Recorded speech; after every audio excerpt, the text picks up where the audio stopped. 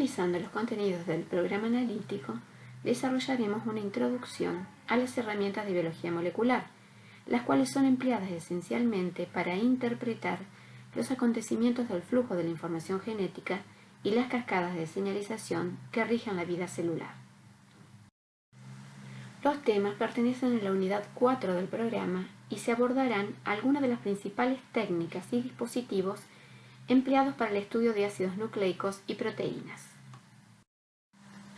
Esta imagen presenta un recorrido histórico de los principales descubrimientos moleculares de los seres vivos y herramientas tecnológicas desarrolladas para estudiarlos. El estudio celular de los seres vivos se inicia hacia el 1660 con la publicación de los estudios de Robert Hooke sobre las células del corcho. Esto se logró gracias a que hacia 1590 Zacharias Janssen inventa el primer microscopio óptico, que en 1607 sería mejorado por Anton van Leeuwenhoek. Se inicia así una era de estudios celulares con herramientas de biología celular como la microscopía, que sigue mejorándose en su resolución y aplicaciones al día de hoy. Mucho tiempo después, hacia el 1800, se inician los estudios moleculares de los seres vivos, en los cuales se caracterizaban metabolitos empleando técnicas denominadas bioquímicas, las cuales son capaces de detectar pequeñas moléculas y grandes polímeros como ácidos nucleicos y proteínas. Entre los hechos más notables podemos resaltar en 1828 la síntesis de urea, desecho formado por la degradación de proteínas, por Friedrich Wöhler, y en 1847 los estudios de Louis Pasteur sobre isomería molecular y fermentaciones celulares. Ya en el siglo XX aparece la técnica de difracción de rayos X, la cual se desarrolla entre 1920 y 1960 para analizar moléculas complejas como las proteínas, gracias a varios científicos como Max van Loon, Henry y Lawrence Bragg. En 1953, Watson y Crick presentan el modelo de doble hebra helicoidal del ADN, y entre 1937 y 1960 se implementa la técnica de electroforesis de macromoléculas, que permite separar ácidos nucleicos de proteínas de una mezcla y que se emplea en bioquímica clínica al día de hoy. El primer equipo sofisticado de electroforesis fue implementado por el bioquímico Kaurin Tiselius en 1937, lo que le valió el premio Nobel en 1948. A partir de la década del 60 han surgido una serie de herramientas de estudio celular, pero a nivel molecular, y por ello consideradas herramientas moleculares de estudio de las células, las cuales incluyen la difracción de rayos X y la electroforesis. Simultáneamente, en 1960, Stewart Lin y Werner Harvard descubrieron las enzimas de restricción que cortan ADN, y hacia 1968 se incrementa su uso en el laboratorio al publicar sus resultados. Estos microbiólogos ganan el premio Nobel en 1978 junto con Daniel Nathans y Hamilton Smith. En 1970, Howard Temin y David Baltimore descubrieron en forma independiente la enzima retrotranscriptasa, capaz de generar ADN a partir de ARN, lo que les valió el premio Nobel en 1975. Estas herramientas enzimáticas dieron pie al surgimiento en 1972 de la tecnología de ADN recombinante, gracias a la primera molécula de ADN recombinante creada por Paul Berg en 1970, a quien le siguieron Stanley Cohen y Herbert Boyer. El ADN recombinante combina segmentos de ADN de diferentes especies que pueden funcionar correctamente tanto en tubos de ensayo como en organismos vivos. Entre 1975 y 1977, Fred Sanger secuencia ARN y luego ADN en el laboratorio Cavendish de Cambridge, gracias a la experiencia que había ganado por sus trabajos pioneros entre 1945 a 1955 en la secuenciación de proteínas, específicamente de insulina. Entre 1983 y 1985, Karin Mullis perfecciona la técnica de reacción en cadena de la polimerasa o PCR, valiéndole el premio Nobel en 1993. Sin embargo, el principio de la reacción fue publicado en 1971 por el grupo del bioquímico indoamericano Hargobind Khorana. En 1986 se logra la secuenciación automatizada del ADN. El presente esquema agrupa algunas de las herramientas de estudio de la biología de células y su organización en análisis celular y molecular. Se presentan las que serán brevemente abordadas en la clase. Estas herramientas de biología molecular pueden ser agrupadas en aquellas que estudian ácidos nucleicos y por ello denominadas herramientas de genómica, se analizan ADN, o transcriptómicas se analizan ARN, y las herramientas de proteómica que analizan proteínas. Notarán que algunas de ellas se repiten, debido a que los principios básicos son los mismos o muy similares, y difieren en reactivos y dispositivos que son más adecuados para cada tipo de molécula. Para los estudios genómicos analizaremos secuenciación, PCR, electroforesis, hibridación y ADN recombinante. Para los estudios de transcriptómica analizaremos RT-PCR, electroforesis, hibridación y microarreglos. Finalmente, para los estudios de proteómica analizaremos secuenciación, electroforesis e inmunodetección. La reacción en cadena de la polimerasa, o PCR, fue desarrollada en la década del 80 y revolucionó la forma en que se analizaban el ADN y el ARN. La técnica puede amplificar selectivamente cualquier secuencia de nucleótidos y se realiza enteramente en un tubo Eppendorf. Pudo reemplazar para algunas aplicaciones la necesidad de emplear clones bacterianos para amplificar las secuencias. La PCR es un proceso iterativo en el cual el ciclo de amplificación se repite docenas de veces. Al inicio de cada ciclo, las dos hebras del ADN molde de doble hebra son separadas por el aumento de la temperatura entre 90 y 100 grados y el empleo de un cebador diferente que se agrega en exceso por un breve tiempo y se hibrida o alinea a cada una de las hebras. Estos cebadores marcan los límites derecho e izquierdo del ADN que será amplificado y logran hibridar al bajar la temperatura entre 50 y 60 grados. Luego se incuba la mezcla con los 4 ribonucleósidos trifosfato a una temperatura de aproximadamente 72 grados.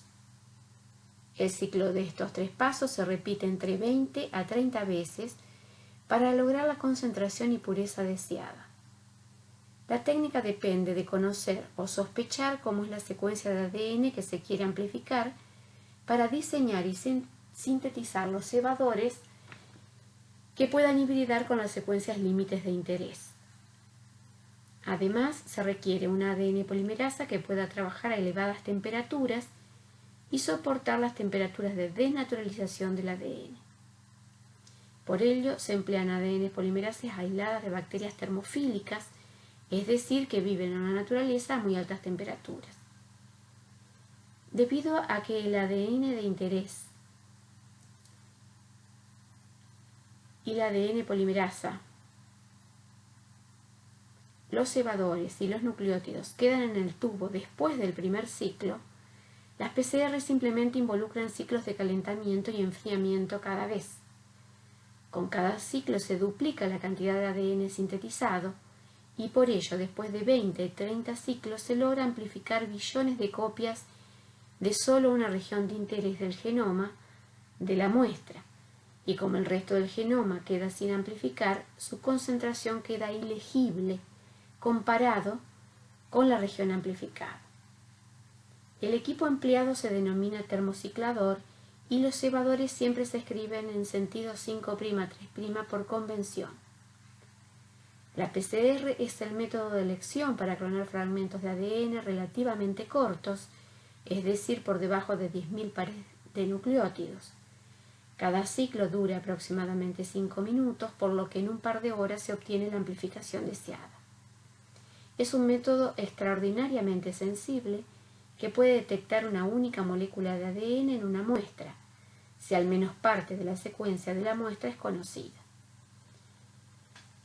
Por ello tiene una frecuente aplicación en diagnóstico forense, además de diagnóstico de infecciones. La técnica de electroforesis es una herramienta que permite separar macromoléculas de una mezcla en función de su movilidad a lo largo de un soporte sólido o de una solución porosa al aplicar un campo eléctrico. Frecuentemente las macromoléculas son ADN, RN y proteínas o complejos entre ellos. El soporte sólido puede ser papel, acetato de celulosa o geles de agarosa o de poliacrilamida. La trama de estos soportes o de la solución de electroforesis capilar poseen un tamaño de poro característico, lo que posibilita separar las macromoléculas en función de su masa, su forma y su carga eléctrica. La tabla muestra una comparación entre poliacrilamida y agarosa y el poder de resolución de las mismas. Por ello, dependiendo del tamaño de las macromoléculas a separar, se seleccionará el tipo de soporte de corrida. A su vez, de acuerdo al grado de solidez del soporte, se emplea electroforesis vertical u horizontal. Para separar fragmentos de ADN de 50 pares de bases a milibases, la agarosa será el soporte de elección, mientras que para separar ADN de 5 a 500 pares de bases, se debe seleccionar poliacrilamida. La corrida se realiza sumergiendo el gel en un buffer de corrida y a su vez puede realizarse en un baño de agua refrigerante. El equipo empleado se denomina cuba electroforética y posee un electrodo negativo o cátodo y uno positivo o ánodo, los cuales se conectan a una fuente de poder que entra la diferencia de potencial y la corriente deseadas. El procedimiento o protocolo básico de electroforesis de ADN consiste en primeramente preparar un gel de agarosa o de poliacrilamida de concentración deseada en solución caliente. Se deja enfriar sobre una placa con el peine en posición correspondiente para que solidifique. Una vez sólido el gel, se retira el peine quedando los pocillos de siembra de las muestras. Los peines pueden ser para 6, 12 o 24 calles. En paralelo se preparan las muestras a analizar con el buffer de carga, el cual tiene un colorante que posibilita mostrar el frente de corrida y también un colorante para el ADN como el bromuro de tirio. Se coloca el gel sobre un soporte y ambos en la cuba de electroforesis. Se siembran las muestras en los pocillos y se adicionan los buffers de corrida. Se enciende las fuentes de poder con el voltaje y corriente deseados durante 1 hora y media o 2 horas. Se desmonta el gel y se observa con el dispositivo de registro denominado transiluminador que ilumina con luz UV para detectar las bandas brillantes de ADN unidas a bromuro de tirio. Los fragmentos de menores dimensiones correrán más rápido. En la primera calle o pocillo suele sembrarse un marcador de peso molecular conocido, comercial, que servirá de referencia para identificar los tamaños de ADN buscados. En la década del 70 se desarrollaron varias estrategias para determinar la secuencia de nucleótidos de cualquier fragmento de ADN purificado de organismos diferentes.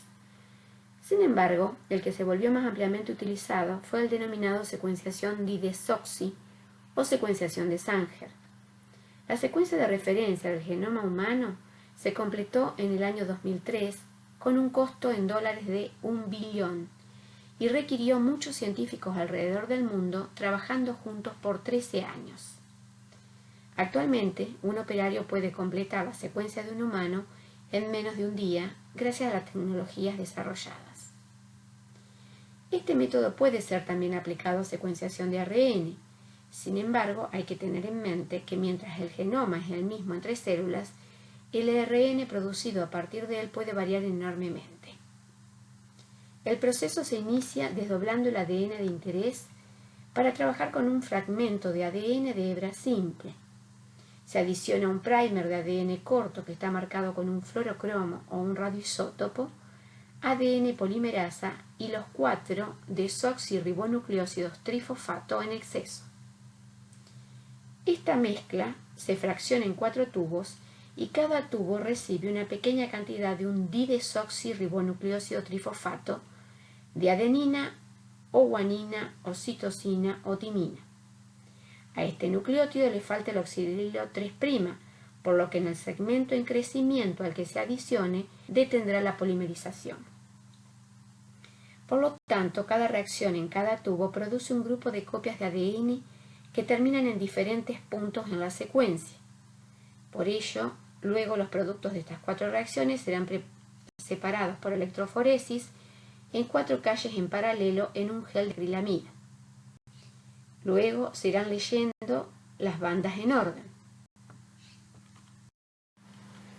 Actualmente, el proceso se realiza en forma automatizada, en el cual un haz láser barre un capilar y cada pico de color representa un nucleótido en la secuencia de ADN. La lectura se hace en tiempo real empleando electroforesis capilar. Para determinar la secuencia completa de un genoma, primero se debe fragmentar azarosamente el genoma en pequeños fragmentos para construir una librería genómica usando plásmidos y bacterias. En la secuenciación shotgun, se debe determinar la secuencia de nucleótidos de decenas de miles de clones. Luego se reconstruye la secuencia completa del genoma in silico, es decir, gracias al empleo de métodos de ensamblaje y solapamiento de clones por herramientas bioinformáticas. Este método trabaja bien para genomas pequeños de virus y bacterias que carecen de secuencias repetitivas. Para sortear este problema en genomas de plantas y animales, los genomas se rompen en fragmentos de ADN grandes, de aproximadamente 100.000 nucleótidos, y se clonan dentro de vectores BACS, que admiten tamaños de inserto mayores. Se necesitaron cerca de 30.000 clones BAC para secuenciar el genoma humano.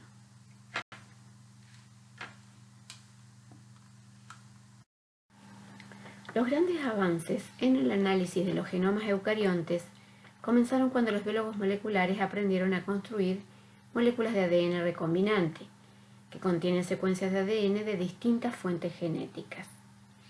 Los métodos desarrollados se basaron en la adaptación de procesos genéticos naturales de bacterias y eucariotas, combinados con herramientas ingeniosas.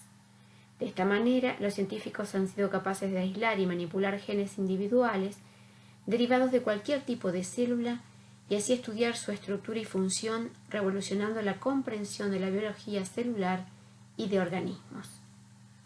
Uno de los elementos imprescindibles para obtener ADN recombinante son las enzimas de restricción. Se trata de endonucleasas que reconocen secuencias cortas específicas de ADN de 4 a 6 pares de bases que fueron inicialmente descubiertas en bacterias. Estas enzimas reconocen sitios de restricción de ADN doble cadena que son palíndromos, es decir, que se leen de la misma manera en dirección 3' a 5' que de 5' a 3' en ambas cadenas. Dependiendo de la enzima de restricción, pueden cortar de 2 maneras diferentes, generando extremos cohesivos o pegajosos o extremos romos. Los extremos cohesivos generados en ADN de distintas especies por la misma enzima de restricción tenderán luego a reconocerse complementariamente y formar ADN recombinantes. En numerosos casos es necesario que el ADN recombinante sea transportado en un vector, el cual se inserta en una bacteria, levadura o células de plantas o animales. Los vectores son moléculas de ADN bicatenario que pueden transportar moléculas de ADN recombinante. Entre ellos podemos nombrar los plásmidos, bacteriófagos, cósmidos, YAC y otros. Los plásmidos son moléculas de ADN circular que existen en las bacterias, levaduras y plantas, en los cuales se encuentran genes que codifican para resistencia a antibióticos y toxinas secretadas por otras especies. Luego de haber sido descubiertos y empleados en tecnología de ADN recombinante, dado que contienen un origen de replicación y promotores, lo cual posibilita replicarlos y expresar los genes deseados, fueron desarrollados también en forma sintética otros vectores capaces de albergar fragmentos de ADN recombinantes de mayor tamaño. Adicionalmente, estos vectores cuentan con un gen marcador, cuya expresión celular posibilita detectar la célula que adquirió el inserto de ADN recombinante, y también múltiples sitios de restricción, reconocidos por múltiples enzimas de restricción, que posibilitan insertar los fragmentos de ADN. La figura muestra la configuración de un vector de clonado a la izquierda y de uno de expresión a la derecha.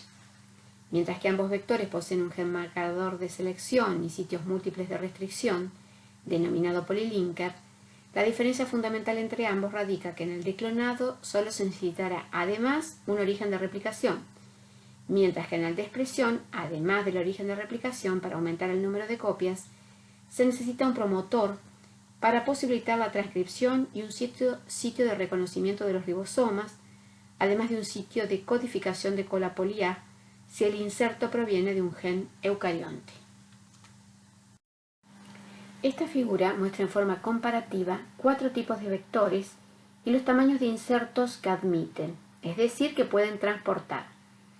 Así los plásmidos insertan hasta 4 kilobases, los bacteriófagos provenientes de virus bacterianos hasta 20 kilobases, los cósmidos artificiales hasta 45 kilobases y los denominados cromosomas artificiales hasta 350 kilobases. El genoma humano tiene 3 billones de kilobases y cerca de 25.000 genes. De allí que la longitud promedio de cada gen es de 50 kilobases.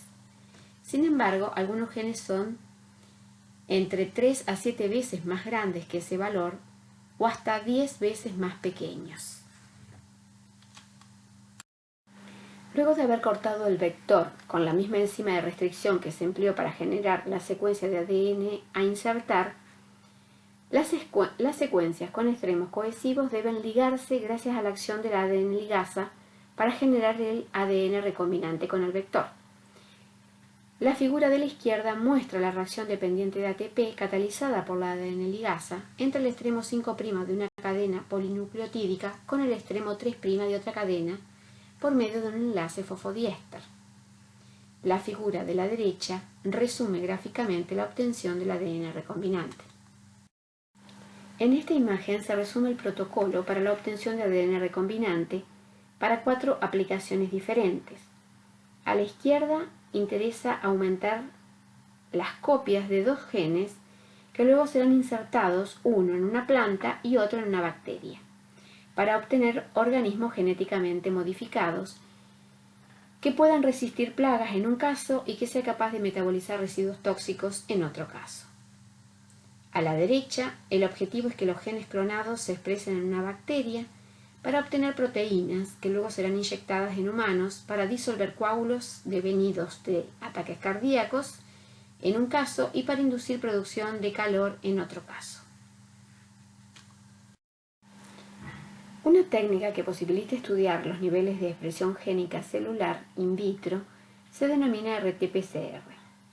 Básicamente, por fraccionamiento subcelular se aísla el ARN mensajero de las células bajo estudio, ya sea procarionte o eucarionte. En la figura se parte de un ejemplo con ARN mensajero eucarionte que posee una cola poli A. El siguiente paso es emplear oligonucleótidos de desoxirribotimidina trifosfato, o también llamados oligo-DT, como cebadores que se hibridarán a la cola de poli A del ARN mensajero. Se adicionan luego los 4 desoxirribonucleótidos de adenina, timina, guanina y citosina y la enzima retrotranscriptasa, la cual generará una hebra de ADN denominada copia hibridada al ARN mensajero molde. Se adiciona entonces una RNasa para remover el molde de ARN mensajero y se adiciona ADN polimerasa para obtener ADN copia doble cadena, el cual se amplificará luego por PCR. Las moléculas de ADN copia doble cadena luego pueden mantenerse en vectores insertos en bacterias, generando bibliotecas de ADN copia, los cuales pueden extraerse y emplearse en diferentes aplicaciones cuando se necesiten. Analizaremos ahora algunas de las técnicas denominadas de hibridación, las cuales pueden realizarse en solución o en las células directamente, y se basan en la capacidad de detectar moléculas de ADN o ARN monocatenarios por unión o hibridación complementaria de una sonda de ADN o ARN específica y marcadas con una enzima, un radioisótopo o un fluorocromo que luego pueden seguirse. La secuencia específica de la sonda permitirá identificar un gen específico entre miles de secuencias del genoma de un organismo. Si la técnica se realiza para detectar el ARN mensajero en los tejidos de un organismo, se denomina hibridación in situ, ya que no solo detecta que está expresado el gen, sino además en qué células de los tejidos están presentes. En la figura se muestra la detección de un gen mutado y de su expresión en embriones del pez daño rerio o zebrafish. Además de poder detectarlo en el microscopio, puede realizarse cuantificación de la intensidad de la marca y a eso relacionarlo con una extracción de ADN y una identificación en solución, empleando la misma sonda específica.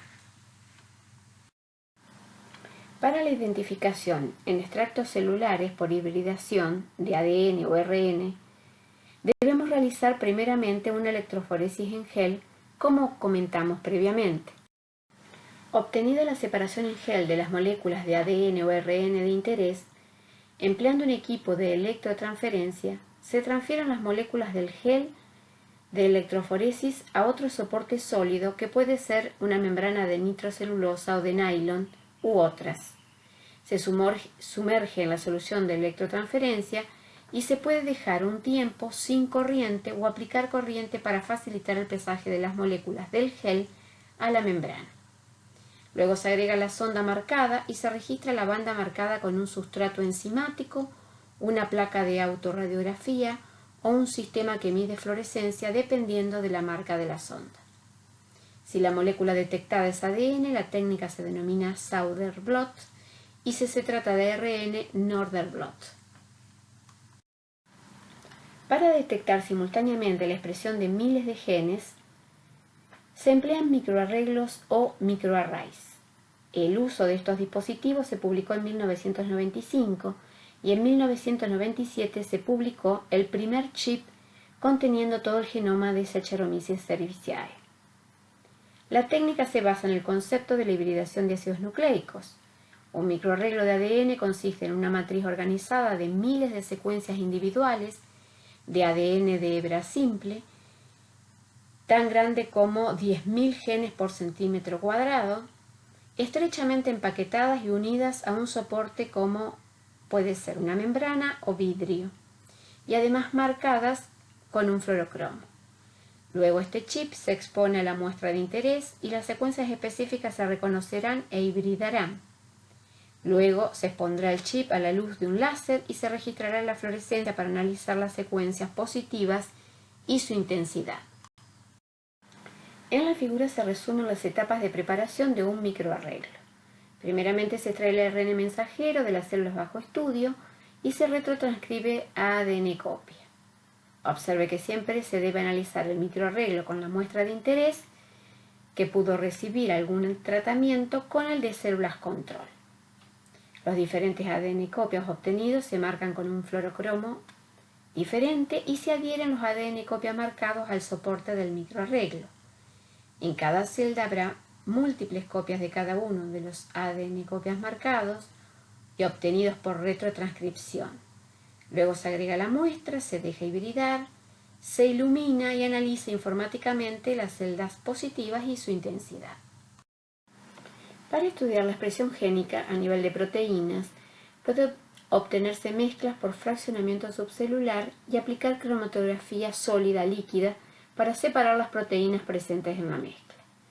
Se trabaja con columnas que se rellenan con una matriz porosa que interacciona por diferentes principios con las proteínas de una solución que están en movimiento. De acuerdo al principio de interacción y separación, puede clasificarse en cromatografía de intercambio iónico, cuando la fase sólida tiene una carga opuesta a las proteínas, y variando la fuerza iónica se van diluyendo las distintas proteínas de la mezcla. Se denomina cromatografía de filtración si se separa por tamaño y de afinidad si se emplean soportes que poseen adheridos antígenos, por ejemplo, y retendrán los anticuerpos de una mezcla o a la inversa. El material de las columnas es muy variable y pueden ser de alúmina, de silicato de aluminio, sílica gel, óxido, silicato y carbonato de magnesio o de calcio, carbón, almidón o azúcares. Muy similar a lo que analizamos para ácidos nucleicos, las proteínas en solución pueden separarse por electroforesis y luego por electrotransferencia o Western blot reconocerse específicamente con una sonda proteica marcada. Los geles más empleados son poliacrilamida, agarosa y acetato de celulosa. La detección se realiza con colorantes como el Comacid Blue con fluorocromos o sustancias quimioluminiscentes. Y las proteínas de detección suelen ser anticuerpos. Dependiendo del estado en que se encuentran las proteínas durante la corrida electroforética, es decir, en estado nativo o desnaturalizado, la electroforesis recibe el nombre de nativa o desnaturalizante respectivamente. Las proteínas son polímeros con carga neta positiva o negativa, dependiendo del tipo de aminoácidos que posea y el pH de trabajo, por lo que podrán migrar en un gel al aplicar un campo eléctrico. En el caso de la electroforesis desnaturalizante, suele emplearse el detergente SDS, que aporta un número de cargas proporcional al tamaño de las proteínas y a la vez es desnaturalizante. Por ello, la movilidad de la proteína solo dependerá de su tamaño y el tamaño del poro del gel y se independizará de su forma y carga. La electroforesis se conoce como SDS-PAGE y el gel es de poliacrilamida. El principio de electrotransferencia es el mismo que para ácidos nucleicos, pero las ondas de detección suelen ser anticuerpos que reconocen específicamente las proteínas de interés. Para amplificar la reacción pueden usarse anticuerpos secundarios marcados que reconocen los anticuerpos primarios que se unieron a las proteínas blanco o target. Al igual que los ácidos nucleicos, las proteínas también pueden ser secuenciadas. Uno de los métodos más extendidos es el de degradación de Edman, basado en unir covalentemente a una proteína el compuesto fenilisotiocianato al extremo amino del polipéptido. Se trata con ácido la muestra y así se libera el primer residuo del polipéptido como un fenilisotiocianato de alanina, por ejemplo, como muestra la figura. Luego, por rondas sucesivas de marcaje y liberación, se obtiene cada residuo de aminoácido libre que será analizado por cromatografía líquida de alta presión. Una modificación de este método emplea digestión de proteínas en péptidos de menor tamaño, separación de los péptidos por cromatografía líquida y dosaje de los mismos por el espectrómetro de masas. Finalmente se ensambla la secuencia de acuerdo a los espectros característicos. Ahora comentaremos brevemente las técnicas que permiten analizar la interacción entre ácidos nucleicos y proteínas. Una de ellas se denomina retraso de movilidad en gel. Los pasos esenciales consisten en marcar con una sonda el fragmento de ADN bajo estudio. Luego se lo expone a una solución de proteína también de interés y se corre esta muestra junto a un control de ADN libre de proteínas en un gel por electroforesis. El ADN unido a proteínas correrá a menor velocidad por poseer un tamaño mayor cuando se lo compara con el mismo ADN sin proteínas unidas. Otra de las técnicas que reconocen la unión de proteínas ADN es el ensayo de protección de nucleasas, el cual requiere la marcación de un fragmento de ADN con un isótopo radioactivo o un fluorocromo en un extremo para su posterior ubicación en el gel. Se subdivide la muestra en dos tubos y uno servirá de control y otro se incubará con la solución de proteína de interés. Luego los tubos se exponen a endonucleasas de ADN, por lo que los sitios de unión de proteínas ADN quedarán protegidos de la nucleasa, dejando huellas de sitios de unión. La tercera herramienta se denomina inmunoprecipitación de cromatina y posibilita interpretar la interacción de una proteína con el ADN in vivo. Si estamos trabajando con células, primeramente se fijarán las mismas en formaldehído para estabilizar el ADN con las proteínas unidas. Luego se alisan las células y con ello la cromatina en cortos fragmentos. Se adiciona un anticuerpo específico dirigido a la proteína de interés, el cual generará inmunoprecipitados de anticuerpos, proteínas, cromatina.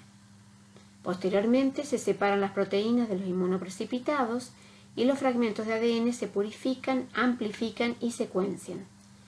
Esto puede a su vez organizarse en microarreglos para dilucidar simultáneamente la acción de muchas proteínas de unión a ADN.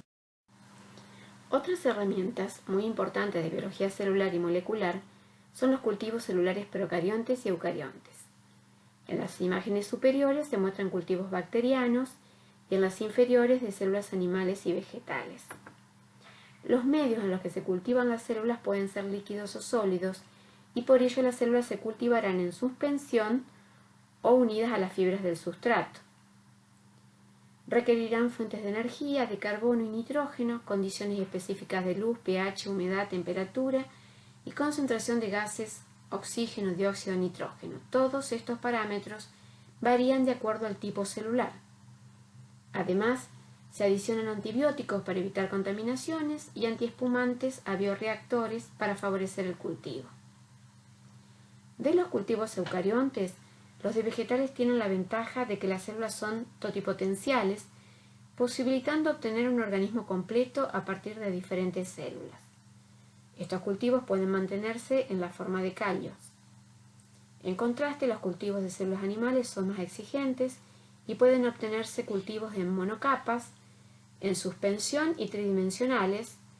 Estos últimos intentan imitar las condiciones in vivo. Cuando se desea escalar en mayor magnitud el cultivo, se emplean bioreactores, como los que se muestran en la imagen.